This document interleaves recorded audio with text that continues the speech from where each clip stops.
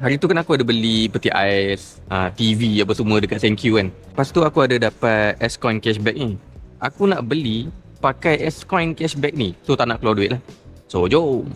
Hari tu saya ada beli barang dekat Thank You ni. Banyak. Lepas tu dapat S-Coin cashback. Oh, S-Coin cashback. So sekarang ni saya nak redeem barang dekat sini boleh? Boleh bang. Oh. Memang boleh. So Oh. abang boleh tunjuk counter yang mana boleh redeem Jom. Part ni Woo. semua boleh. Lagi? Di sini pun sama? Part ni pun semua boleh. Wow. So, yang tag merah ni memang untuk redemption point saja. Oh. So mana-mana tag merah semua boleh redeem.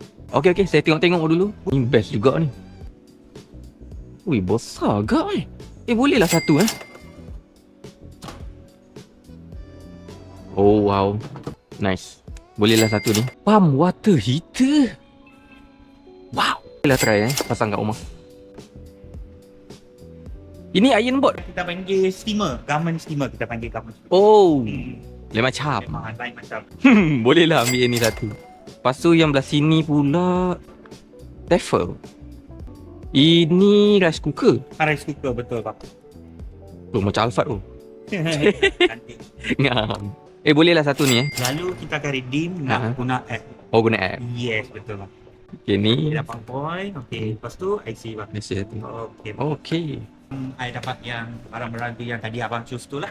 So dekat sini kalau ada S-Coin cashback, simpan duit dekat rumah, pakai S-Coin cashback tu, belilah telefon ke, belilah TV ke. Oh, ni barang-barang tu. Ya. Ui. Semua ya. Banyak sih. Yeah. Tak muat kereta ni. Rice cooker, ya. Tefal, lepas tu Toshiba, ini. Okay, hati-hati. Alright, thank you.